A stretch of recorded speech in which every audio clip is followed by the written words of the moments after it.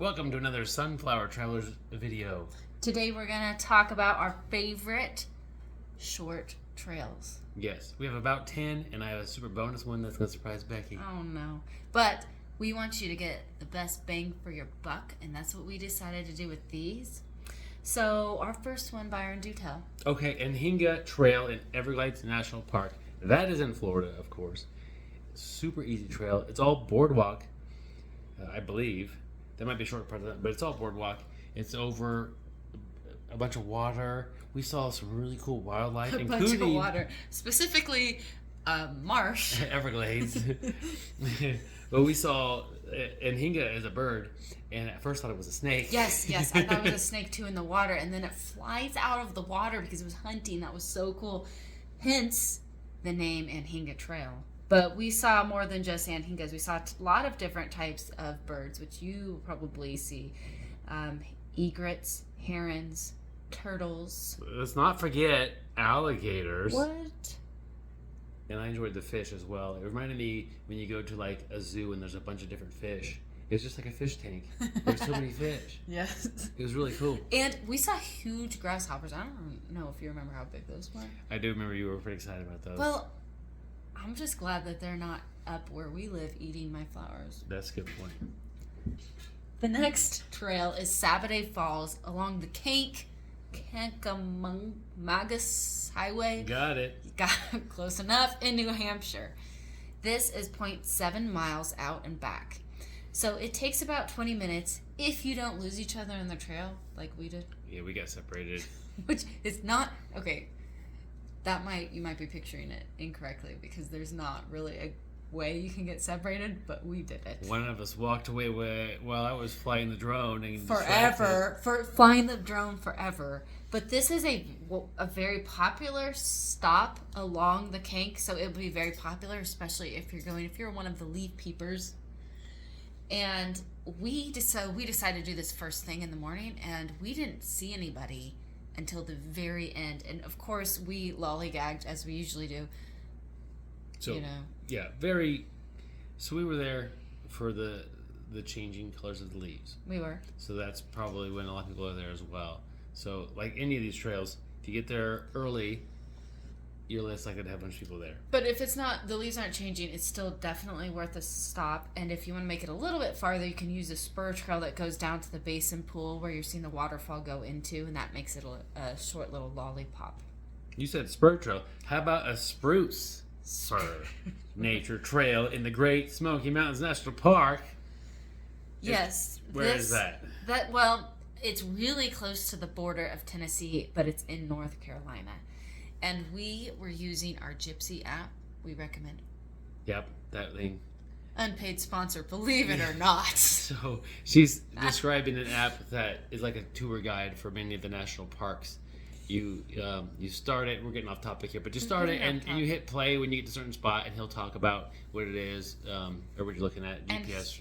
He recommended this little stop, and we appreciate him for that because Great Smokey Mountains National Park is the most visited national park in the United States. But we saw 2 other groups this whole time on this trail. That was it. It's only 0.4 miles round trip. Now it is on the road to Clingman Dome Road, so that means it's closed from December to March. But if you're there when it is open, we really enjoyed it. It was beautiful. Hardly anybody there. Really enjoyed the plants. The moss. Yeah. The trees. Very pretty. Very pretty. Mesa Arch in Canyonlands National Park in Utah, of course. That's just half a mile round trip. How convenient. That is convenient. And people do Mesa Arch, like we said earlier, do them early in the morning. That's when everybody does the hike because that's the coolest time to do the hike. It is pretty cool. So we braved the early morning, and we braved all the photographers with their tripods. Hey, Becky, why is this such a popular hike early in the morning? For the sunrise. For the sunrise? Do tell. Oh, I did. The sun actually, as it rises, will shine underneath the arch, lighting it up. Yes. That's what I was going to say, definitely. Yeah, I feel like I put that one on the tee and you didn't even swing at it. Yeah. Well, this can be uneven in spots, and you're walking on some stone steps. If you want to do the sunrise, bring a headlamp, because it's not, even though it's really short, you're not going to be able to see super easily. And if you want to get a spot for a great photograph, you should be there before the sunrise kicks up. Yeah, and also just to chip in these sunrises, look at the time that the sun's going to rise. It starts getting light about 30 minutes before that. Seems like it was way earlier than we were used to. We were shocked. That's how early it is. How far are we from that spot? Oh. But the next one is Sylvan Lake Shore Trail. This is in Custard State Park in South Dakota. This is one of our favorite state parks that we've been to. I think so, yeah.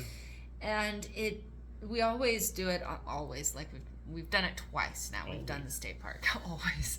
On the way to Badlands, Theodore, Roosevelt. And this Lake Shore Trail is around the shore of the lake, shockingly. It's 1.1 miles around.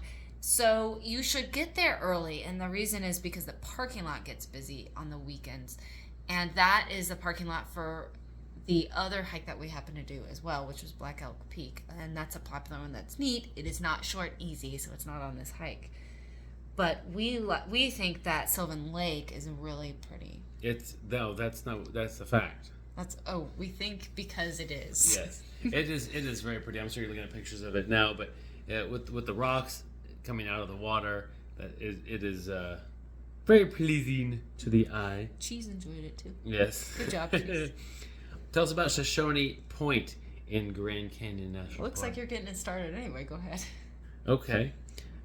We did this one. It's about 2.1 miles round trip. How'd you know that? It's like someone did a nice outline for you. It's on a dirt path, but it's flat. It's an out and back path. That's true. And there's picnic tables when you get all the way out there. Mm-hmm. And we did it for lunch, and there was almost nobody else on this trail. Yes, the reason why hardly anybody goes to this is because it is not on the national park map that they hand out. So the parking lot is not marked. So it's not marked as in you're not driving. Well, you are driving and it doesn't say park here for this trail. You just need to know where you're going. But the parking lot is usually not full. It is a spot where if you want to be a little more adventurous, you can walk out a little bit on the rocks and get a closer to 360-degree view, a little bit like our favorite spot in Grand Canyon, Plateau Point. It was similar. That is not on this list of easy hikes, though. No, because it's not easy. I do want to tell you about Shoshone Point. You do? Go ahead. One more thing that I was going to say. Yes. I'll say this. Here at Sunflower Travelers, we're always trying to expand our library always. The depth that we're able to share things. We have a video about this hike as well as Shoshone Point. We? Yeah, it's not like one of 10, but do check out this video, and it's more in depth. We had a great time on it. So, Hall of Mosses in Olympic National Park. This is also one of our favorite hikes that we have in general. Yes. And it's also very easy. It's flat. It's in the rainforest. It's a 1.1 mile loop. Huge win. Minus it is super popular. Get there early. It's beautiful. And it's no coincidence, Byron, that the next one on our list is also an Olympic National Park. Yeah, those two got paired up together, I guess, did. Numerically here. Quinault Rainforest Nature Trail. It's a half-mile loop. And you're like, well, am I going to be climbing the rocks or something? No, it's dirt and mulch. That's great, thank you. Mostly shaded, I'd imagine. It is in the rainforest, true, and you're following along. You're up above a stream. There's large trees, old-growth forest, huge wind. Yeah, both of these, the Hall of Mosses and Quinault, enjoy the old-growth forest. That's amazing. You don't just get that anywhere. Tell us the next one. Humboldt State Park, Redwoods. That's not a hike. Okay, we're cheating because there are so many short, flat, easy hikes that are along the auto tour that you can get for free. You will get the brochures for this. And we just couldn't decide because they're all cool. Yeah, I would even say, if you're looking just for some short hikes to do, you throw any of these in there. But if you are only going to do short hikes and you want to go on vacation and do 3 or 4 short hikes in a day or a short period of time, go to Humboldt State Park and do a few of these little hikes because they're all going to be great. And I think this is the only one where the state and national parks have an interesting partnership, which is here at the Redwoods. And obviously, the sweet part about the Redwoods National Park is the slugs. I didn't know where you're going with that. I thought you were going to get a stamp in her passport book. Well, that too. That's pretty sweet. The and slugs. Not to mention, the giant redwood trees. But that was any of these you can find easy to moderate. There are backpacking and bike packing, which those are on the list. It's in the bucket. Yeah, we have to do some bike packing. Tell us the last one, though. Well, you want to do the last one? Because I have another one after this. I'm going to surprise you. Oh, great. Okay, I'll do the last one. Wind Canyon Trail in the South Unit of Theodore Roosevelt National Park, which is in North Dakota. First of all, I think Theodore Roosevelt National Park is highly underrated. Secondly, I don't know what the second part is, but it's a half-mile loop. It's gravel and dirt with some stairs.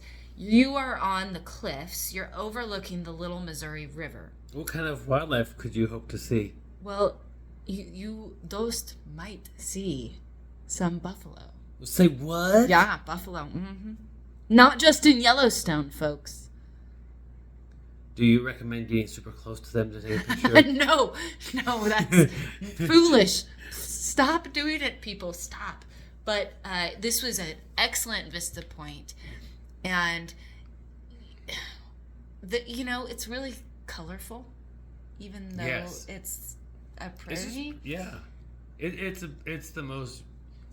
Like I said, it is a prairie. It's not a forest. It's not mountains.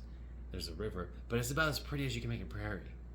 Like you that seemed like you undersold it. Actually, it is super pretty. It is super pretty, but it's a prairie. It's an interesting combination. Mm-hmm. Like I do enjoy looking at a wheat field or looking at that, but this is amazing. They made a national park here for a reason. Yes, and it is in the prairie.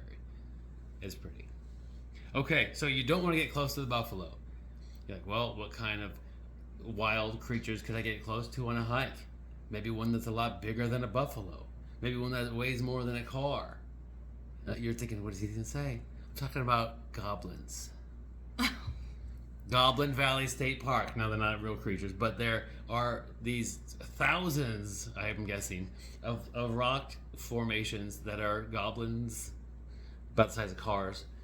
And, okay, the reason why I threw this on the list, surprising for Becky. Yes. Because she didn't research this one, but we did this hike. There's not hikes in there. You go into this valley and you hike around.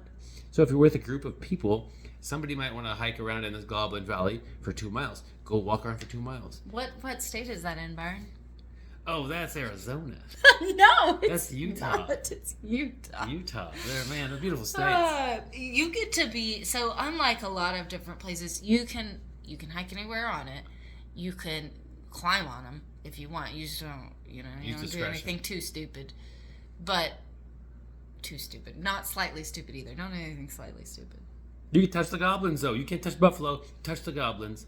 So, kind of what I was getting at, if somebody wants to not hike at all, you can sit at the top and overlook Goblin State Park and see a lot of it. Some people are doing that. It's good people watching. Watch people kind of meander around through the goblins. And if somebody wants to go and run through the goblins, you could do that as well. If you want to walk around for 10 minutes, perfect. And it's close to Little Wild Horse Trail, which is not easy. Well, no, it's not particularly, so it's not on the list. But you're right. Goblin Valley is cool, and it's technically as short as you want to make it hike. Because anytime you feel like, oh, I want to go back, look up and you can see the visitor center and go walk towards that.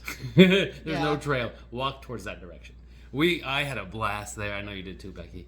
And I don't want to throw that on the list. Just to keep in your toes. Oh, Surprise. Thank you. On my toes now. All right. Well, that wraps up this super list of short hikes. So stay tuned for another video coming at you.